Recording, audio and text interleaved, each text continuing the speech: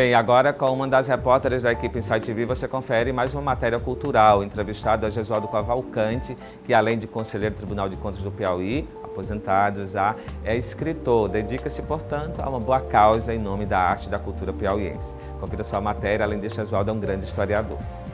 Sertões de Bacharéis, esse é o mais novo livro de Jesualdo Cavalcante, ele que tem uma atuação belíssima no estado do Piauí, sendo executado, tanto federal como estadual, e após aposentado, dedica vida a escrever livros que retratam a história do Piauí.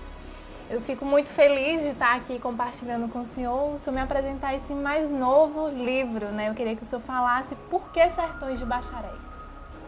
Juliana, esse título ele tem um significado muito grande. Primeiro, o nome tem vinculação direta com o começo do Piauí, antes de o Piauí ser Piauí. Porque aqui, o território que é hoje Piauí, ele tinha o nome de Sertões de Dentro, certo? Depois é que ele tomou o nome de Piauí.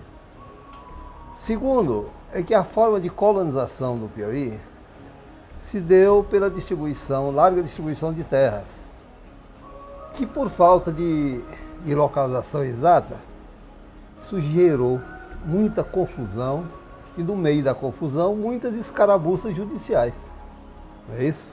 Então um governador do Maranhão, sob cuja jurisdição estava o Piauí, antes da criação da capitania, ele chamou a atenção da coroa portuguesa para a necessidade de criação realmente da capitania, alegando que aqui era um patrimônio de bacharéis, dada justamente a frequência com que lutavam pela defesa dos interesses dos chamados seisbeiros, aqueles que receberam essas terras que foram em grande parte doadas aos jesuítas. Então a briga entre ouvidores, advogados, jesuítas era muito grande, né? E depois, no terceiro aspecto, é bacharéis porque no Piauí houve uma espécie de governo de bacharéis. Basta dizer que dos 61 governantes piauienses, portadores de curso superior, entre 1759 e 1889, nada menos de 55 eram formados em direito. Esse trabalho de pesquisa histórica é um trabalho que não tem hora para terminar, não tem hora para começar, ao longo da vida. Eu sempre tive um interesse muito grande pela pesquisa histórica, embora sem formação acadêmica na área, mas eu sempre fui vidrado em pesquisa histórica. Tanto que quando eu cheguei a Teresina, nos idos de 57, finalzinho de 57, eu conheci logo o arquivo público e passei a ser um frequentador do arquivo. Então era olhando aqueles jornais velhos, aquelas cartas, aqueles livros, e recolhendo elementos que me têm servido ao longo da vida para publicar vários livros. Quer dizer que esse é o 9º livro.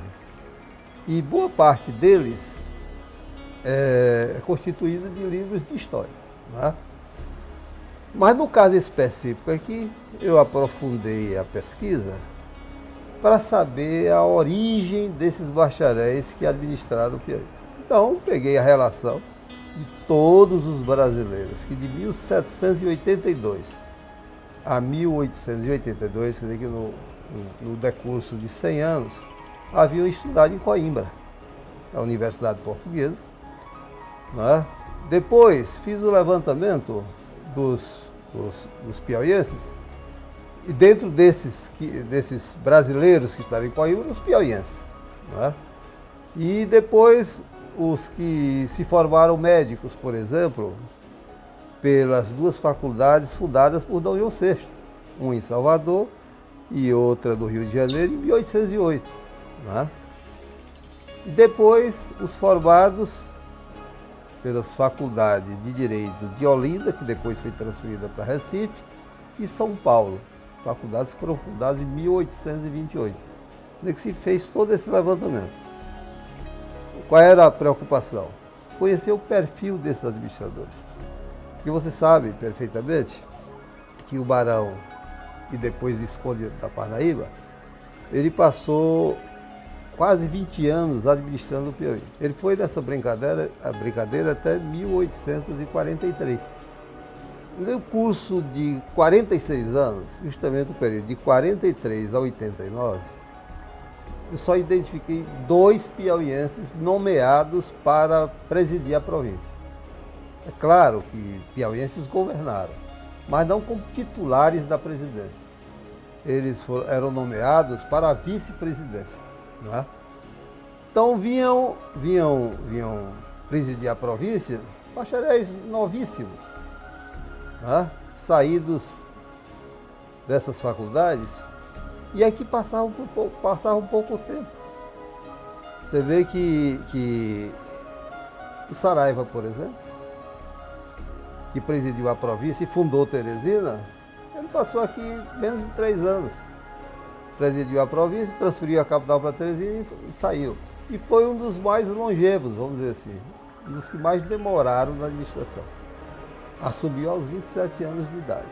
Sempre muito novos, É, né? sempre muito novos. É bom notar que o primeiro governador, para a surpresa minha, porque nós tivemos condições de desfazer uma informação equivocada, o primeiro governador assumiu aos 23 anos de idade. E que consta nos arquivos como 25, Exato. né? O João Pereira, mais de 25. Mais de 25.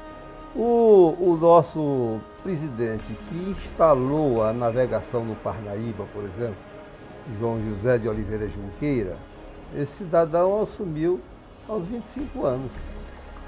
Você nota que todos eram homens bem novos e por isso audaciosos, porque deixaram marcas profundas no Piauí, não é? E o interessante é que esses homens saíram do Piauí e exerceram um papel importantíssimo no cenário nacional. Então, estudar a vida deles, o perfil deles, é um tema, digamos assim, que muito nos entusiasma. Por quê? Porque conhecendo a história do Piauí através dessas figuras, nós podemos, de certa forma, tentar abrir caminhos para o Piauí que se quer construir a partir de agora. É um renascimento da história Não do deixa Piauí, não né? deixa de ser um Seu renascimento, né? Porque eu atribuo esse renascimento, digamos assim, ao fato de terem surgido ultimamente muitas instituições de ensino. O arquivo público vivia lá, entregue às traças e alguns pesquisadores devotados. Ultimamente você vê uma frequência muito grande, basicamente de estudantes e professores. Isso é muito importante, porque as pessoas estão pesquisando.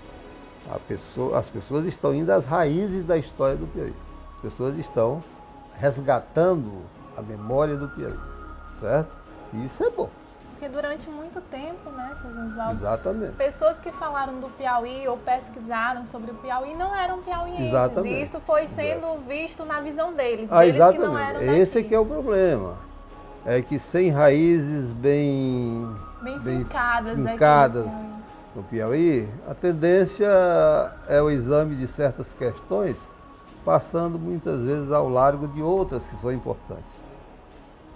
A gente pode notar que a própria Guerra da Independência, que foi tão importante, que hoje, pelas as pesquisas depois realizadas, essa guerra foi tão importante no desfecho da independência, porque muita gente acha que só foi uma briga ali de foice, de machado, de enxada, não foi só isso.